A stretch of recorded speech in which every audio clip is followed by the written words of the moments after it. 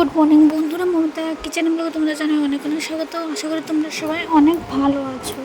তো আমিও খুব ভালো আছি। দেখো, কালকে তো তোমরা দেখেছো আমি বরের কাছে এসেছি। তো তারপর ঘুম থেকে উঠে তোমাদের একটু নমুনা করলাম। তো চলো বাইরেটা একটু দেখে আসি। আর দেখো বাইরে এখানে কি রোদ, কি ঝাঁকানাকা।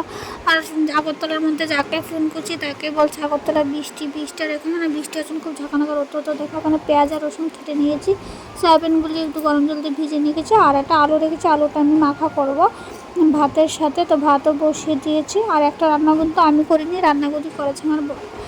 তো তারপর দেখো আমি এখানে ব্রাশ নিয়ে নিচ্ছি, ব্রাশ করে নিচ্ছি। তো আমার বর আমাকে বারবার বলছে, মৌ তুমি এ করে তুমি থাকতে পারবে না, তুমি থাকতে পারবে না, তুমি বাড়ি চলে যাও। তো তারপর দেখো এখানে দেখো সয়াবিনের কষা করেছি। তারপর ভাত বসালাম, আর এখানে যত হিসাবে আমি তাড়াতাড়ি করে আলুটা মেখে দিচ্ছি। তো কারা কারা আলু মাখা খেতে ভালোবাসে জানাবে তো।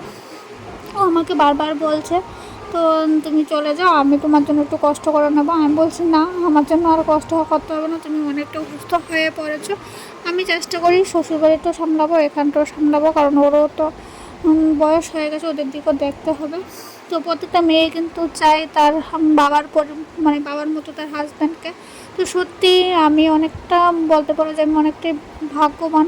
হয়তো বাবা মা, আমার ঠাকুমা, আমার পরিবার পরিজন সবাই মনে হয় আমাকে আশীর্বাদ করেছে। স্পেশালি আমার বাবা মা ঠাকুমা আমাকে হয়তো ওরা উপর থেকে অনেকটা আশীর্বাদ করেছে, তার জন্য আমি এরকম একটা বর পেলাম।